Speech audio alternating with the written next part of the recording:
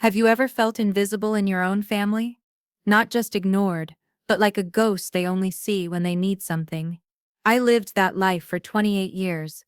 But it all changed at one in dinner, the night they demanded I hand over my future to save my brother from his past. They thought I was a nobody. They were about to learn that the quietest people often have the biggest secrets. The air in my parents' dining room was always thick, not with warmth or love, but with the cloying scent of pot roast, passive aggression, and expectation. Tonight, it was practically suffocating. This wasn't just any Sunday family dinner. It was a performance, a coronation for my older brother Caleb. He had once again managed to convince someone that his latest half-baked idea was a stroke of genius. He called it seed funding for his new startup, a term he threw around with the same casual arrogance he used for everything else. I sat at my designated spot at the table, the one closest to the kitchen, perfect for getting up to refill water glasses, without anyone having to ask me. I was a fixture, a piece of furniture that happened to be able to pass the salt. My parents, Richard and Sharon Hayes, were on either side of Caleb, their faces glowing with a pride they never once directed at me. My father, his thinning hair combed meticulously over his scalp, beamed as if Caleb had just cured a disease. My mother, her pearls perfectly matched to her tense smile, kept patting his arm, her eyes shining with unshed tears of joy. "We are just so proud of you, son," my father boomed, raising his glass of cheap champagne. The bubbles fizzed aggressively, as if trying to escape the stifling atmosphere. To Caleb, to the future of Hayes innovation. Everyone echoed the toast, their voices a chorus of adoration. I lifted my glass, the lukewarm liquid tasting like disappointment. I knew Caleb's track record. His innovations had a shelf life of about 6 months, ending either in a spectacular flameout or a quiet fizzle, always leaving my parents to clean up the financial mess. This time, however, felt different, more serious. "Well, it took some real sacrifice," my mother said, dabbing the corner of her eye with a napkin. She looked around the table, her gaze skipping right over me. "We believe in him so much. Your father and I, we decided to go all in." A knot of pure dread tightened in my stomach. I knew what was coming. I'd seen the paperwork for it on my father's desk last week when I dropped off his dry cleaning. My father cleared his throat, puffing out his chest. "We took out a second mortgage on the house to give Caleb the capital he needs. A real entrepreneur needs real backing." The knot in my stomach turned into a cold, heavy stone. Their house. The one they had worked their entire lives for. The one I had assumed would be their safe harbor in old age. They were betting it all on Caleb, the riskiest bet in the world. I looked at my brother. He was soaking in the attention, a self-satisfied smirk playing on his handsome face. He caught my eye for a fraction of a second, and his smirk widened, a silent acknowledgement that he had won again. He always won. The rest of the dinner was a blur of fawning praise for Caleb and his vague, buzzword-filled plans. I ate my pot roast, which tasted like ash, and said nothing. My silence was my shield, the one thing they couldn't criticize or twist. Or so I thought. After the plates were cleared by me, of course, and the dregs of the champagne were gone, my father leaned forward, clasping his hands on the table. The festive mood evaporated, replaced by the familiar tension of business. "Lillian," he said, his voice dropping to a serious paternal tone that always preceded a demand. "Now that we've taken on this new financial responsibility for your brother, we all need to do our part. It's a family effort." "A family effort," my mother echoed, nodding sagely. "We all have to pull together." I waited. The stone in my gut was now an iceberg. My father slid a sheaf of papers across the polished wood of the dining table. It stopped right in front of my plate. It wasn't fancy legal stationery. It looked like something printed from an online template, but the words were stark and clear. A contract. "What is this?" I asked, my voice barely a whisper. "It's an agreement," my father said smoothly. Our lawyer drafted it. It just makes things official. To help us manage the payments on the new loan. It stipulates that you'll transfer 40% of your pre-tax salary to our account each month. It's the least you can do to contribute. 40%? I stared at the number, my mind struggling to process it. 40% of my salary as a data analyst. After taxes, that would leave me with almost nothing. I had student loans, rent on my tiny apartment, car payments. I was just barely making ends meet. As it was, this wasn't a contribution. It was a financial execution. My hands began to tremble. I placed them in my lap so no one would see. We can't do that, I said, the words catching in my throat. I can't afford it. The room turned icy. My mother's face, which had been soft with maternal pride just moments before, hardened into a mask of disappointment. Ungrateful, she hissed, the word a slap in the face. After everything we've done for you. Done for me? I asked, a spark of anger finally cutting through my shock. You are mortgaging your house for him. This has nothing to do with me. My father slammed his hand on the table, making the water glasses jump. It has everything to do with you. Why can't you be more like your brother? He's out there building something, taking risks. And what do? You sit in a cubicle, crunching numbers. You're a failure, Lillian, a complete and utter failure. The least a failure can do is support the person in the family who is actually trying to succeed. Each word was a perfectly aimed dart, striking a bullseye on every insecurity I had ever had. I looked at Caleb, expecting him to say something, to defend me, to tell them they were going too far. But he just leaned back in his chair, arms crossed, that smirk firmly in place. Don't look at me, he said, his voice dripping with condescension. Dad's right. You're just a bitter, broke nobody. You're lucky they're even letting you help. It gives your useless life some purpose.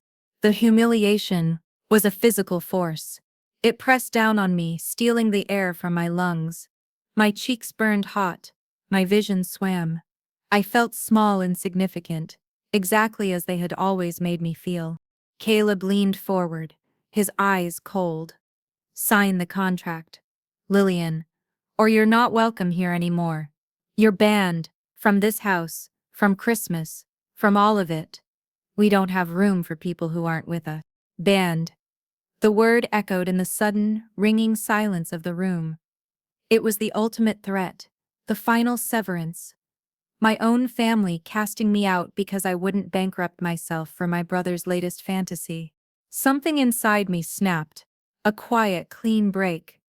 The part of me that had always craved their approval, that had bent and shrunk and apologized for my own existence, simply died. I stood up. My chair scraped loudly against the hardwood floor, a harsh, ugly sound in the tense quiet.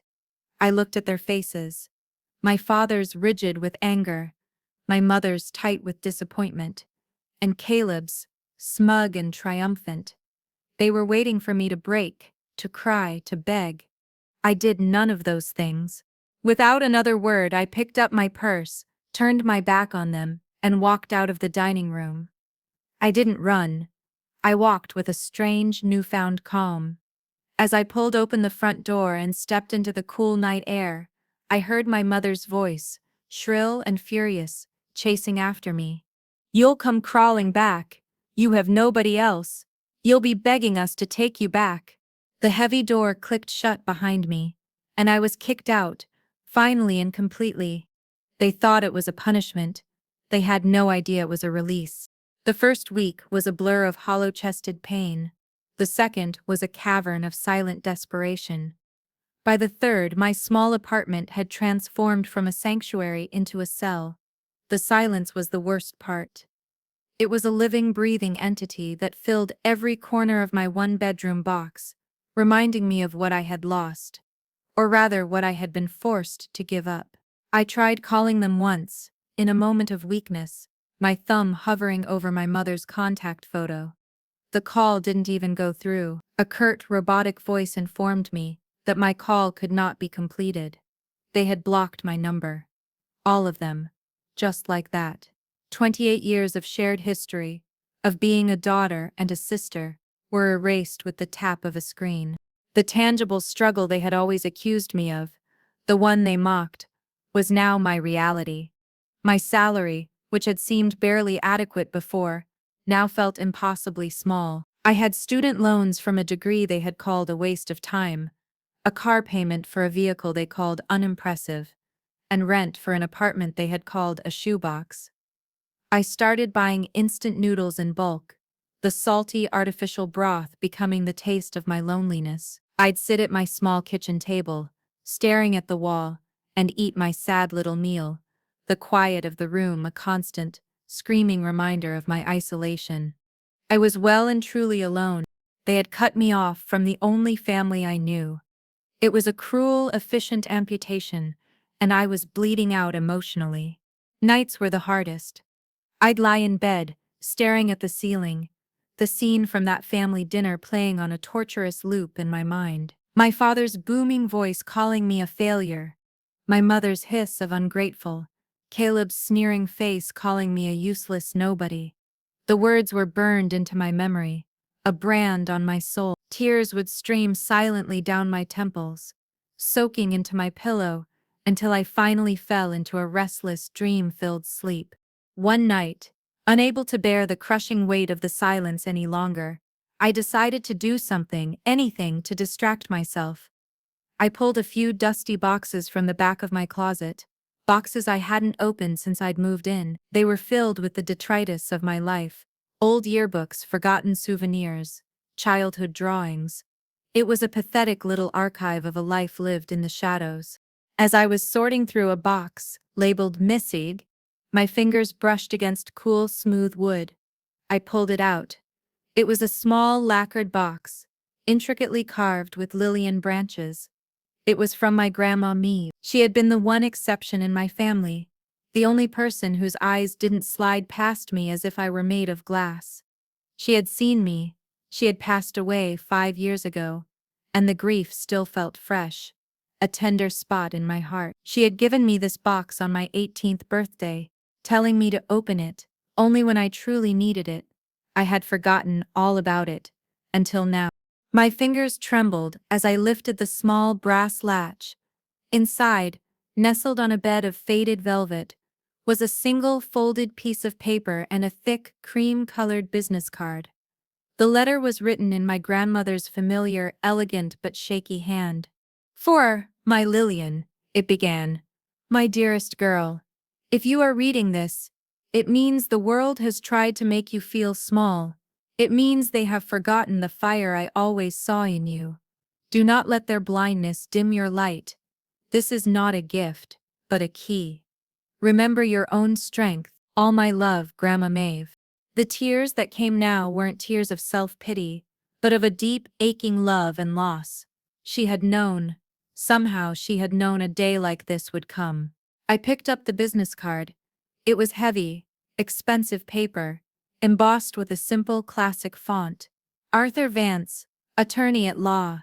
Below the name was an address in the city's most prestigious financial district, and a phone number.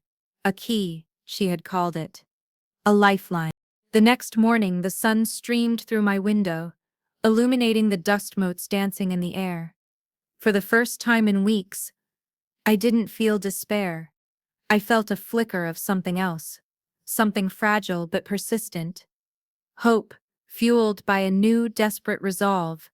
I picked up my phone. My heart hammered against my ribs as I dialed the number on the card. "Vance and Associates, how may I direct your call?" A crisp, professional voice answered. "Hello," I stammered, my voice sounding weak and foreign to my own ears. I need to speak with Mr. Arthur Vance. And may I ask who is calling?" The receptionist's tone was polite but firm. A verbal gatekeeper. "My name is Lillian Hayes." A pause. I could hear the faint sound of a keyboard clicking. "I'm sorry, Mr. Vance's schedule is fully committed. He is not taking new clients at this time." Of course, my hope flickered, about to be extinguished. "Please," I said, my voice cracking slightly. My grandmother. My grandmother was Maeve Hayes. She told me to call him. The clicking stopped. The silence on the other end of the line was different now.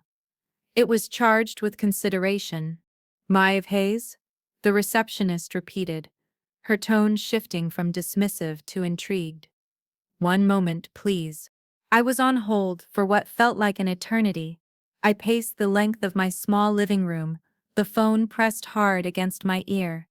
My future, or at least the next step in it, felt like it was hanging in the balance of this single phone call. Finally, the receptionist came back on the line. Her voice was warmer now, tinged with a respect that was utterly foreign to me. Miss Hayes, Mr. Vance can see you tomorrow morning at 10 a.m. Will that be acceptable? Yes, I breathed, relief washing over me in a dizzying wave. Yes, that's perfect. After I hung up, I stood in the middle of my apartment, the business card clutched in my hand. I was taking a step into the complete unknown, a world away from the suffocating of my family and the life where I was just a footnote in their story. I didn't know what Miss Vance would say or what my grandmother had planned. But for the first time in a long, long time, I felt like I was moving forward, not just being pushed around.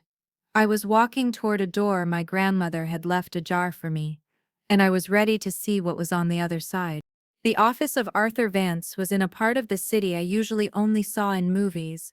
Towering skyscrapers of glass and steel pierced the clouds, and the sidewalks were filled with people in expensive suits who walked with an air of purpose I had never felt. The lobby of his building was a cavern of marble and hushed reverence. I felt small and out of place in my best blazer, which suddenly looked cheap and worn under the recessed lighting. When the elevator doors opened onto the 34th floor, I stepped into a different world. The air smelled of old leather, lemon polish, and paper. The entire office was lined with dark, mahogany bookshelves that stretched from the floor to the ceiling, each one groaning under the weight of thick, leather-bound legal volumes. It was the office of a man who dealt not in fleeting trends, but in things that lasted. A woman, who I assumed was the receptionist I'd spoken to yesterday, gave me a warm, genuine smile. Miss Hayes, Mr. Vance is expecting you. Right this way.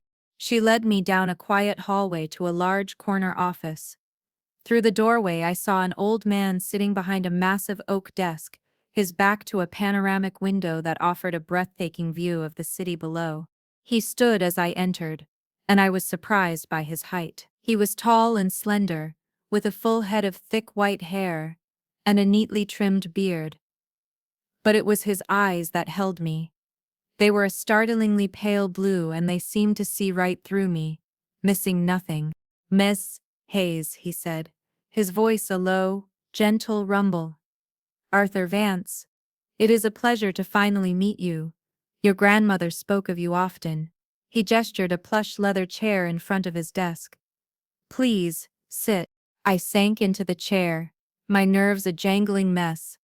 He sat back down, steepling his long, elegant fingers. For a long moment he just studied me, his expression unreadable. I must confess, I have been waiting for your call for some time, he began, his voice soft. Maeve left very specific instructions. I was not to contact you. I was to wait until you contacted me, under conditions of what she termed true duress and genuine independence. He gave me a small, sad smile. I take it those conditions have been met. I nodded, unable to speak, a lump forming in my throat. I was Maeve's lawyer and friend for over 40 years, he continued. She was the sharpest, most astute woman I have ever known. She was also one of the quietest. She understood that power doesn't always need to be loud. He opened a drawer in his desk and pulled out a thick, leather-bound portfolio, placing it on the desk between us. She left behind 2 wills, Lillian. 2 wills? I frowned, confused. I remember the will reading. My parents got a small inheritance, some stocks. That was the public will, Mr. Vance confirmed, nodding. The one for show. It was designed to satisfy your parents and allow them to believe they had received all there was to receive. But Maeve was a shrewd and very, very silent investor, and she was a firm believer in protecting her assets from, let's call it mismanagement. His gaze was pointed. The second will was a secret, a trust, to be precise.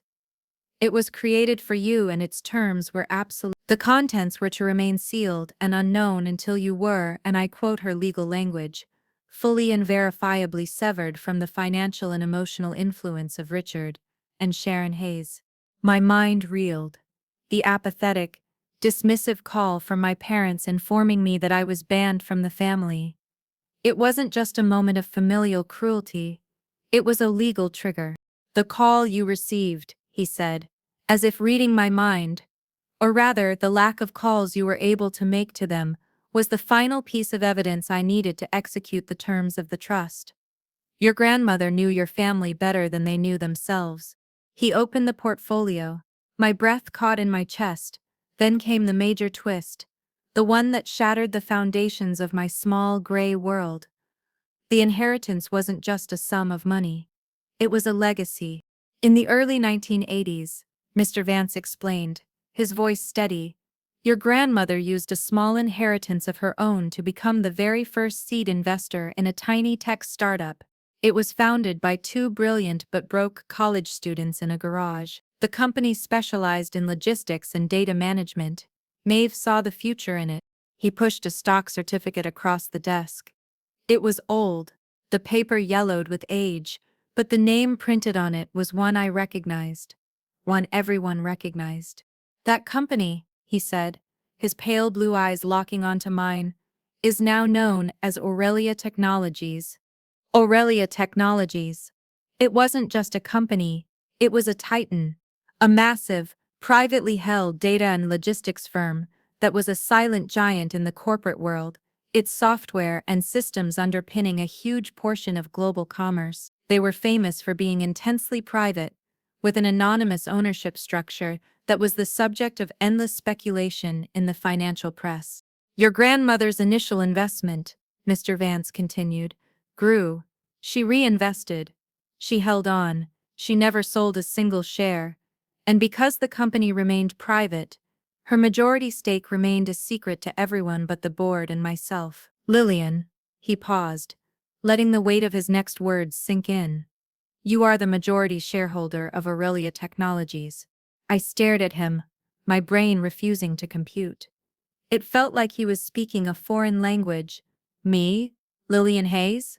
The family failure? The broke nobody? He saw the disbelief on my face. He gently turned the portfolio toward me. Inside were documents that made my head spin. Property deeds for gleaming commercial buildings in 3 different states, blueprints for new distribution centers, financial statements with numbers that had so many zeros they looked like a typo. I was, for all intents and purposes, the owner. I was shocked. My mouth opened, but no sound came out.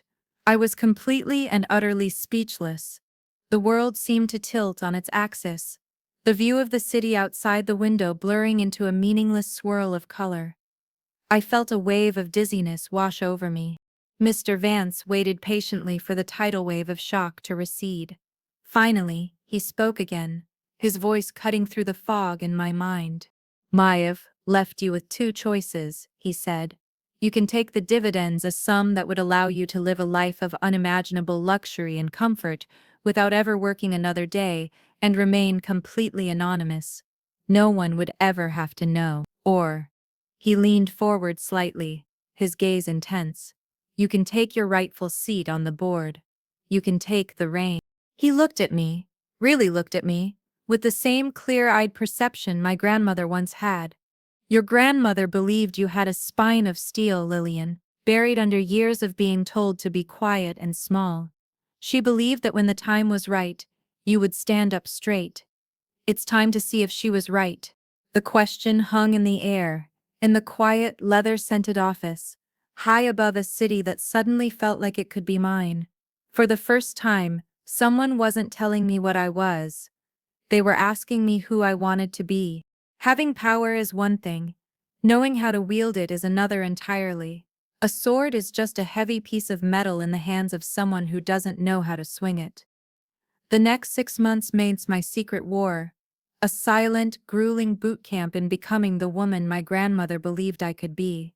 By day, I was still Lillian Hayes, the quiet data analyst. I went to my mid-level job, sat in my beige cubicle, and pretended that my biggest concern was whether my VLOOKUP formulas were correct. I ate my sad desk lunches and nodded along to office gossip, a ghost in my own former life. The mundanity of it was a strange kind of camouflage, a perfect cover for the revolution that was happening within me. By night, my small apartment transformed into a war room. The kitchen table was perpetually covered in stacks of books, with intimidating titles: Corporate Finance for Dummies, Strategic Management, Principles of Contract Law. I devoured them, highlighting passages, making notes, my mind stretching and growing in ways I never thought possible.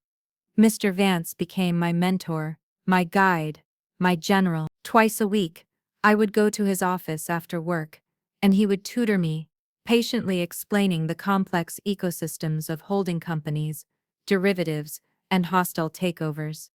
He was my ally, my staunchest supporter. He never once made me feel stupid for the things I didn't know. Instead, he celebrated every small victory, every concept I grasped. "Excellent, Lillian," he'd say with a proud glint in his eye. Maeve would be so pleased. There were moments of near failure, moments when the sheer scale of my new reality threatened to crush me. I'd stare at a quarterly report from Aurelia, a dense forest of numbers and jargon, and a wave of panic would wash over me. Who was I kidding? I was an imposter. I was the failure my father had always said I was. On those nights, I'd be tempted to call Mr. Vance and tell him I was out. I would just take the money and disappear, live a quiet life in some small town where no one knew my name. I just wanted to hide. But then I would remember my father's sneering face.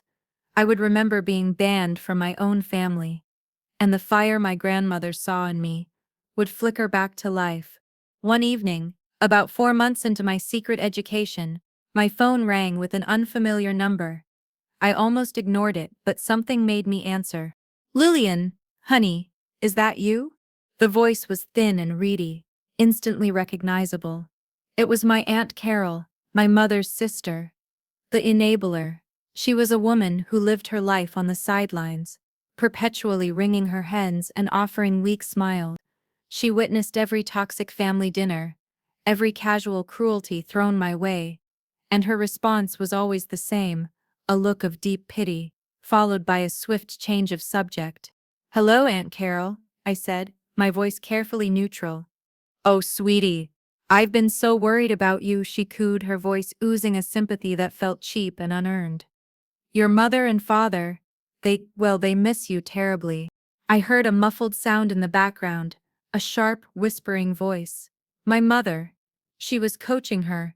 The realization was as clarifying as a splash of cold water. "They're just so hurt, Lillian," Carol continued, her voice taking on a pleading tone. Maybe if you just called them, apologized, I'm sure we could put all this behind us. You know how they are. It's better to just keep the peace. Keep the peace. The peace that was always kept at my expense. The peace that required me to be small and silent and accommodating." Her weak-willed plea, the one that in the past might have broken me and sent me crawling back, did the exact opposite. It forged my resolve into something hard and sharp. I saw her then, not as a well-meaning but weak aunt, but as a willing participant in their abuse. Her silence wasn't passive. It was a weapon they used, a tool to maintain their toxic system. "Thank you for your concern, Aunt Carol," I said, and the coldness in my own voice surprised me. It was a voice she had never heard before. "But I have nothing to apologize for." Good. I ended the call before she could respond, my heart hammering not with fear, but with a strange, exhilarating power. I had said no. I had not bent. The next day, I walked into Mr. Vance's office, with a new kind of determination in my eyes. He noticed it immediately. Something has changed, he observed, a small smile playing on his lips. I don't just want my seat on the board anymore, Mr. Vance, I said, my voice steady and clear. I've been studying the company's structure, the bylaws. The board can appoint a new CEO at any time, with the majority shareholders' approval. He nodded slowly. They can indeed. I want to be the new CEO, I declared. Anonymously, I want to run my company. Mr. Vance leaned back in his chair, a look of immense pride on his face. He looked at me for a long moment, and then he gave a slow, deliberate nod. I thought you might say that, he said. Let's get to work, Miss Hayes.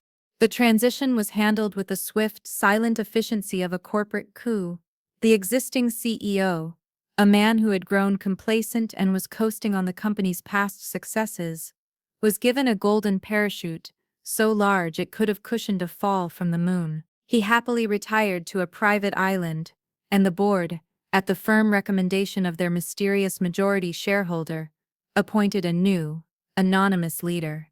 My identity was known only to Mr. Vance and the 3 other members of the board of directors, all of whom were old allies of my grandmother and bound by ironclad non-disclosure agreements.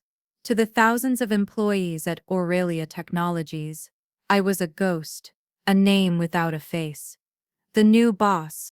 My directives were issued through encrypted emails and video calls where my image was a simple, elegant A logo and my voice was subtly modulated. I was just ma'am, a mysterious, decisive figurehead who had suddenly appeared to shake things up. My past life as a low-level data analyst, the very thing my father had mocked, became my greatest asset. I wasn't some executive living in an ivory tower, detached from the reality of the work. I understood the systems from the ground up. I had lived in the cubicle farms. I knew where the real work got done and where the dead weight lay. I could read a spreadsheet and see not just numbers but the story behind them, the inefficiencies, the redundancies, the toxic middle managers who stifled innovation and crushed morale. My predecessor had been focused on cost-cutting. I focused on strategic investment. I poured money into research and development. I approved a massive overhaul of our outdated software. Most importantly, I invested in my people. I implemented better benefits, created pathways for promotion, and made it clear that competence, not office politics, was the only currency that mattered at Aurelia. The change was electric. Productivity soared. Morale skyrocketed. And within 6 months the company's profits, which had been stagnant for years, began to climb at a rate that shocked even the most optimistic projections on the board. My confidence grew with every successful decision, with every respectful "yes, ma'am" I received from seasoned executives who had been in the business longer than I'd been alive. The quiet, hesitant Lillian Hayes was fading, replaced by someone I was only just beginning to know, a leader. My life became a study in contrasts. I quietly terminated the lease on my cramped, depressing apartment, and with Mr. Vance's help, purchased a discreet but stunning penthouse apartment in a building so exclusive it didn't even have a name on the front. It was my silent fortress, a place of peace and power with floor-to-ceiling windows that looked out over the entire city. My life was perfectly compartmentalized. At work, I was the respected, powerful, and anonymous ma'am, the boss who was turning a sleeping giant into a roaring behemoth. To the rest of the world, I was still Lillian Hayes, an invisible woman who seemed to have dropped off the face of the earth. The irony was not lost on me. My family, in their grand mansion built on debt and delusion, had no idea. In their minds, I was still the loser they had kicked out. They probably pictured me struggling to pay my rent, eating instant noodles, lonely and broken. They had cast me out into the darkness, never imagining that I would find a way to own the night. They thought they had destroyed me, but they had only set me free, and their day of reckoning was coming. The first whispers of my family's impending doom came to me, as all important information now did, through Mr. Vance. He had engaged a private, and very discreet, investigative firm to keep a passive watch on Caleb's financial activities. It wasn't about snooping, it was about intelligence. As the new CEO of Aurelia, I needed to be aware of any potential liabilities connected to my name, however tenuous. "The news on your brother is not good," Mr. Vance said, one afternoon, his voice calm and factual over our secure line. "His startup, InnovateX, is a complete sham. It has no product, no intellectual property, and no path to profitability. It appears to be little more than a vehicle for him to lease a fancy office and a luxury car." I wasn't surprised. It was Caleb's classic playbook, all style, no substance. "The seed funding your parents provided," Mr. Vance continued, "is gone, completely exhausted. He has been applying for a series of business loans from every bank in the city, but his personal credit is shot, and the business has no assets. He's been universally rejected. He is, to put it mildly, a terrible risk." I pictured Caleb, his charm failing him for the first time, as stony-faced loan officers slid his rejected applications back across their desks.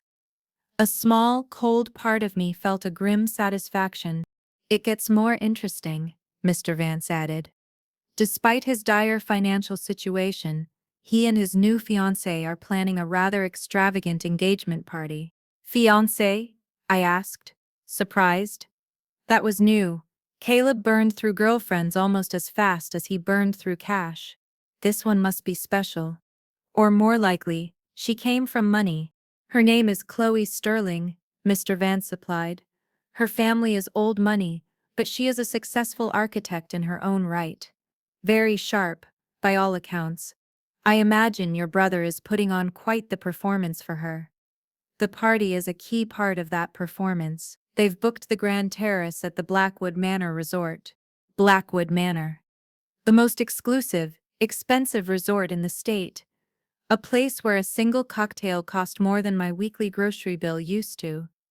The absurdity of it was breathtaking. They were completely broke, living on the fumes of a second mortgage, and they were throwing a party that would cost a fortune. They're not just celebrating their engagement, I realized out loud. They're trying to project an image of wealth and success to lure in new investors for Caleb. Chloe's family, her friends, they're the targets. "Precisely," Mr. Vance confirmed. "It is, in essence, a house of cards. A beautifully constructed, very expensive house of cards, built on your parents' debt and your brother's lies. The slightest breeze of reality could bring the whole thing tumbling down.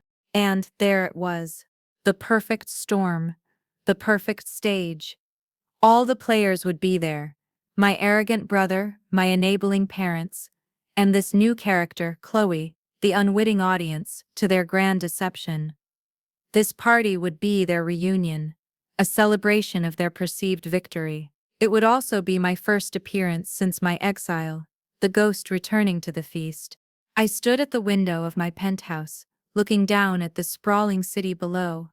For months I had been building my power in secret, fortifying my position, learning the rules of a game I never thought I'd play. I had been content to remain in the shadows, to let them live in their world of delusion, while I built a new world for myself. But hearing this, hearing the sheer audacity of their fraud, something shifted in me. It wasn't just about protecting myself anymore. It was about justice. It was about tearing down their house of cards, not with a breeze but with a hurricane. The perfect setup for the final confrontation had just fallen into my lap. A few days later, Mr. Vance contacted me with a new piece of information, a thread of opportunity that seemed almost too perfect to be true. He was a master at finding such threads. "Lillian," he began, a note of excitement in his voice. "An interesting business opportunity has crossed my desk. The holding company that owns the Blackwood Manor Resort, among other properties, is in some financial distress. They over-leveraged themselves on a few bad investments and are looking for a discreet, swift sale to a private buyer to avoid a public bankruptcy." He sent the prospectus to my secure inbox. I opened the file, my mind already racing. I scanned the financials, the asset valuations, the profit and loss statements. My months of intense study with Mr. Vance had paid off. The numbers were no longer an intimidating jumble, they were a story, and this story told me that the company was fundamentally sound, just poorly managed. It was a solid, if undervalued investment. But it was more than that. It was a weapon, a stage, a checkmate in waiting. A wicked, perfect, and utterly delicious idea began to form in my mind. It was bold, it was theatrical, and it was exactly the kind of move the old Lillian Hayes would have been terrified to even consider. "Mr. Vance," I said, my voice calm and decisive, "buy it. Buy the whole resort." There was a pause on the other end of the line. I could almost hear the smile in his voice when he replied, "I thought you might say that, ma'am. I'll get the paperwork started immediately." The transaction was completed with breathtaking speed and silence. Aurelia Technologies, through an anonymous subsidiary holding company, acquired the entire portfolio of Blackwood Manor's parent corporation. The deal was signed, sealed, and delivered in less than 48 hours. Just like that, I, Lillian Hayes, the family failure, secretly owned the very venue where my brother was about to throw a lavish party to celebrate his fake success. The irony was so thick I could taste it. The final test came a week later. A thick, cream-colored envelope arrived at the mailbox of my old apartment. The building manager, who I paid handsomely to forward any important-looking mail, sent a picture of it to my phone. It was an invitation, embossed with the elegant script of my brother and his new fiancée Chloe. It was a power move, a deliberate flick of the wrist, to show me exactly what I was missing. "Look at us," it screamed. "We are celebrating our love and success at the most exclusive resort in the state, while you are rotting away in your sad little life." They wanted to rub my nose in it. They probably expected me to see it and cry. For a brief, flickering moment, the old Lillian surfaced. A wave of hurt and fear washed over me. The thought of facing them all, of enduring their mocking looks and cruel whispers, was terrifying. A part of me wanted to tear up the invitation, to stay safe in my silent fortress, to let them have their hollow victory. But then I stood up and walked to the floor-to-ceiling windows of my office at Aurelia headquarters. An office I hadn't even had when they'd kicked me out. I looked down at the city stretching out below me, a kingdom of lights and ambition. I thought of my grandmother's faith in me. I thought of Mr. Vance's patient guidance. I thought of the thousands of employees whose livelihoods now depended on my strength and vision. I was no longer that girl. The fear receded, replaced by a cold, clear resolve. This wasn't just an invitation to a party, it was a summons to a battlefield of my own choosing. I would not hide. I would go. I would walk into the heart of their lie, onto the stage I now owned, and I would bring the curtain down myself. The evening of the party, a cool breeze drifted in from the lake, carrying the scent of pine and water. Blackwood Manor was even more magnificent in person than it was in the brochures. Valets in crisp uniforms hurried to open car doors, and guests in glittering gowns and sharp tuxedos drifted up the grand stone steps towards the terrace. The air hummed with money and privilege. I had chosen my armor carefully. Not a glittering gown to compete with them, but a simple, exquisitely tailored dress in a deep midnight blue. It was elegant, understated, and more expensive than anything my mother owned, but its quality was a quiet statement, not a shout. My hair was pulled back in a sleek, simple style, and my only jewelry was a pair of small diamond earrings, a gift to myself to mark my appointment as CEO. I walked up the steps alone, my heart a steady rhythmic drum against my ribs. I was nervous, but it was the nervousness of a performer before the curtain rises, not the anxiety of a victim walking to her execution. As I stepped onto the terrace, the scene was exactly as I had imagined. Fairy lights were strung between the trees, casting a warm glow over the crowd. A string quartet played softly in the corner, and there, in the center of it all, holding court, was my family. They spotted me instantly. It was as if a spotlight had followed me in.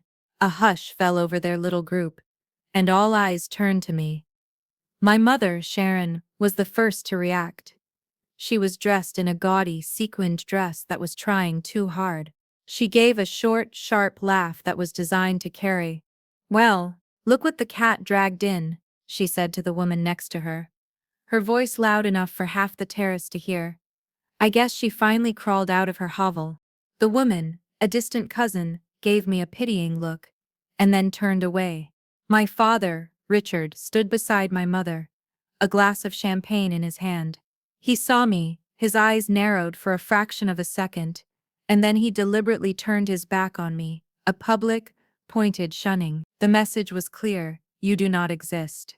And then came Caleb. He separated himself from the group, his brand new fiancée Chloe on his arm. He sauntered over, a predator approaching its cornered prey. He had the same handsome face, the same charismatic smile, but now I could see the cracks in it, the desperation lurking just beneath the surface. "I have to admit, I'm surprised to see you," he sneered, his voice low and mocking so only I could hear.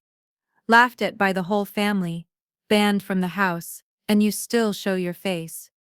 I guess some people really have no shame." He then turned to the woman beside him. She was, I had to admit, stunning. Chloe was tall and poised, with intelligent eyes and a calm, self-assured air that was the complete opposite of my family's frantic energy. She wore a sophisticated architectural dress that spoke of genuine class, not flashy pretense. "Chloe, darling," Caleb said, his arm tightening around her. "This is my sister Lillian. She's the family disappointment." The insult was delivered with a casual cruelty that was meant to put me in my place. But I wasn't looking at Caleb. I was looking at Chloe, the neutral observer. She gave me a polite, small smile, but her eyes were searching. They flickered from Caleb's smug face to my calm one, and I saw a flicker of something in them, not pity, but curiosity. A slight furrow appeared between her perfectly sculpted brows. She was uncomfortable. She was a woman who clearly valued grace and decorum, and Caleb's public cruelty was a jarring, discordant note in the beautiful symphony of the evening. She saw the dynamic, and she was already filing it away. "It's a pleasure to meet you, Lillian," she said, her voice even and polite. She subtly extracted her arm from Caleb's possessive grip to shake my hand. Her handshake was firm. I just smiled faintly, a small, secret smile that I knew would infuriate them. "The pleasure is all mine, Chloe." I let them believe they had all the power. I let them think I was the same weak, pathetic girl they had cast out months ago. I circulated through the party, grabbing a glass of sparkling water from a passing waiter, content to be a shadow on the wall. I let them have their moment. The stage was set, the audience was gathered. All I had to do was wait for my cue.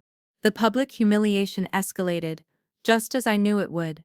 After an hour of mingling and forced laughter, my father, Richard, stepped up to a small makeshift stage where the string quartet had been playing. He tapped the microphone, the feedback screeching for a moment, drawing the attention of every guest on the terrace. "If I could have everyone's attention, please," he began, his voice booming with false bonhomie. He beamed at Caleb and Chloe, who stood beside him like a royal couple. "Tonight, we are here to celebrate two wonderful things: the love between my brilliant son, Caleb, and his beautiful fiancée, Chloe, and the bright future of his company, Innovate." A polite ripple of applause went through the crowd. I stood near the back, partially hidden by a large potted ficus, watching. My father launched into a syrupy, self-aggrandizing speech about sacrifice and vision. He praised Caleb's unparalleled brilliance, his unflinching courage to take risks, his destiny for greatness. It was a masterclass in parental delusion. Then, his eyes scanned the crowd and found me. He locked his gaze onto mine, and a cruel, knowing smile touched his lips. "But success, true success," he said, his voice dropping for dramatic effect as he looked directly at me. "It takes sacrifice. It takes a family pulling together. Some of us give everything we have to lift up the ones with vision." He paused, letting the weight of his words hang in the air. "And others give nothing. They stand on the sidelines, content in their own smallness. There was no mistaking his target. Every head turned to follow his gaze. I felt the weight of 100 pairs of eyes on me. A suffocating blanket of pity, scorn, and morbid curiosity. My cousins, my aunts, my uncles. They all looked at me, their faces a mixture of smug agreement and mild embarrassment. I was the cautionary tale, the family failure, the one who gave nothing. I stood perfectly still, my expression a careful mask of neutrality, my heart beating a slow, steady rhythm. Just as my father was about to raise his glass for the toast, a man in a perfectly tailored tuxedo appeared at the side of the stage. It was Mr. Jennings, the general manager of Blackwood Manor. He was a man who radiated calm competence. He walked with a smooth, unhurried gait, completely ignoring my father on the stage. He walked past the small set of stairs, past Caleb and Chloe, and didn't stop until he was standing directly in front of me. The entire terrace went silent. The whispers died. The string quartet, which had been playing softly, trailed off into nothing. Every eye was on us. My father stood on the stage, his mouth hanging open, mid-sentence, the microphone still clutched in his hand. Mr. Jennings gave a short, respectful bow of his head. It wasn't a bow to a guest. It was a bow to a superior. "Miss Hayes," he said, his voice clear and resonant, cutting through the stunned silence like a knife. He spoke with the deference one reserves for royalty. "Apologies for the interruption.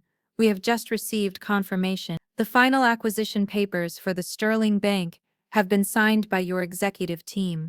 He paused, letting that sink in before delivering the final devastating blow. "We are ready to proceed with the asset freeze on your command." He looked at me, his expression one of polite professional readiness. "Welcome, owner." Owner! The word dropped into the silence, like a stone into a perfectly still pond. The world stopped, time itself seemed to slow down. I saw my mother, Sharon, across the terrace. She froze completely, her hand holding a full wineglass, stopping halfway to her lips. Her eyes were wide, her painted-on smile slack with utter disbelief. My father's face was a grotesque mask of confusion. The blood drained from it, leaving him looking pasty and old under the fairy lights. His mouth opened and closed, but no sound came out. He looked from me to the manager and back again, his brain failing to process the reality of what was happening. And Caleb, my golden child brother, he and Chloe stared, utterly and completely shocked.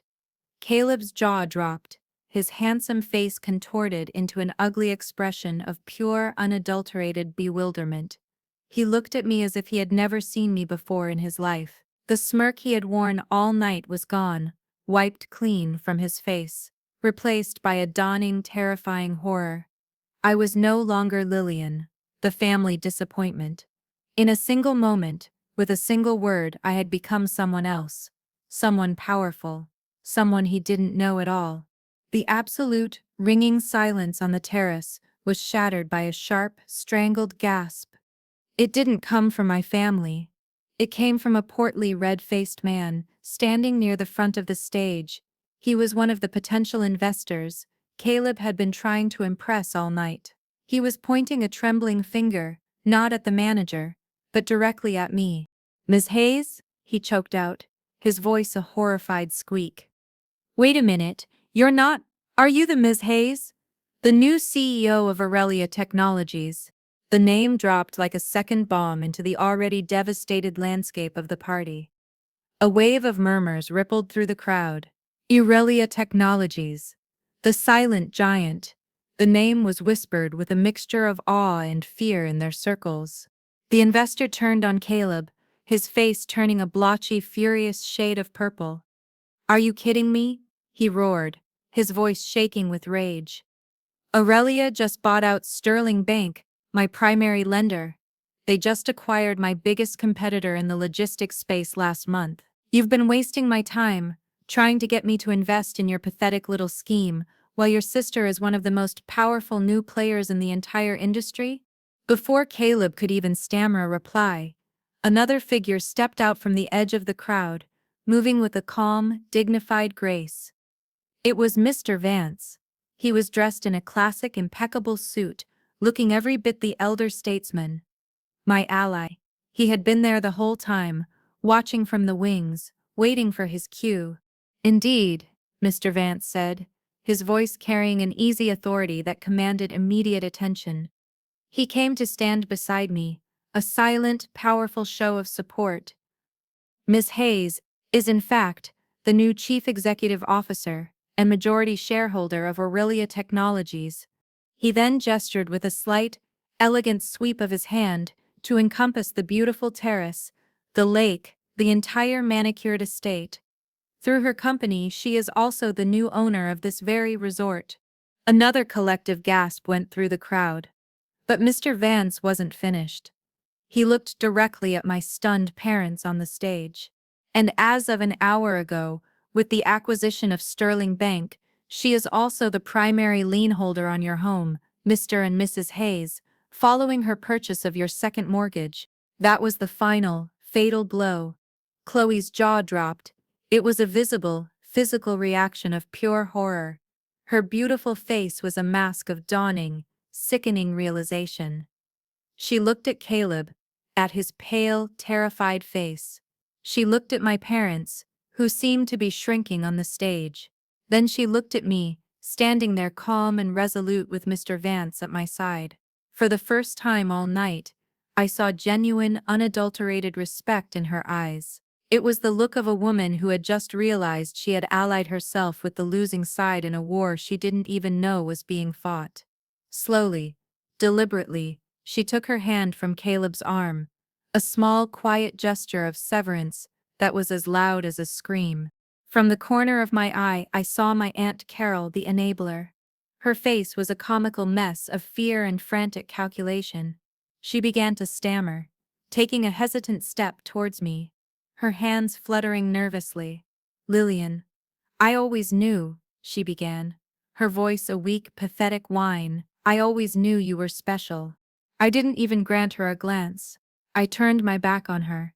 A cold, final dismissal. Her words died in her throat.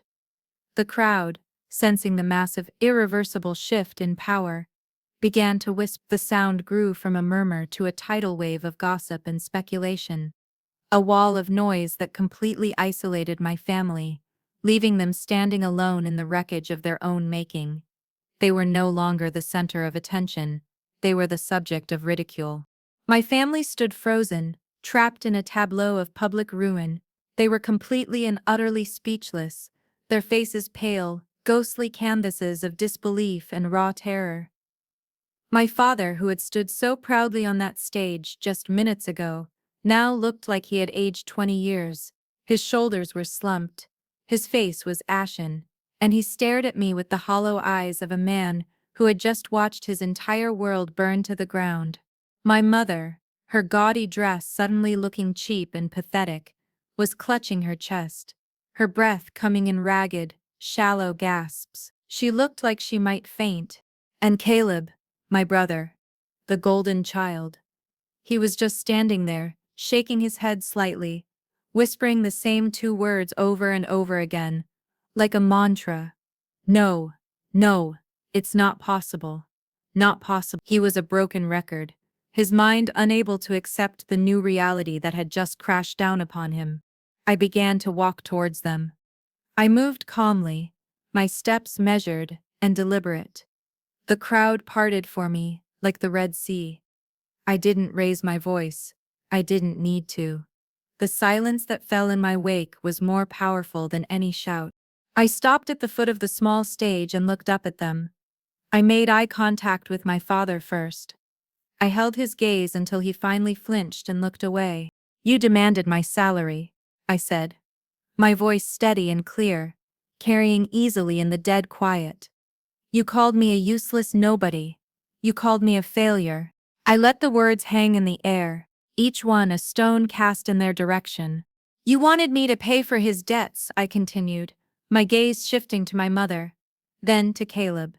"You banned me from my home. You told me I would come crawling back." I paused, then gave a slight, almost imperceptible nod to Mr. Vance, who was standing just behind me.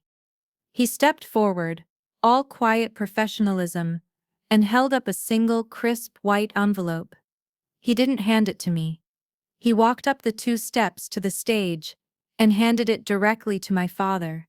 My father took it with a trembling hand, his eyes wide with fear, as if it were a venomous snake. He probably thought it was a bill for the party, a bill for an amount he could never hope to pay.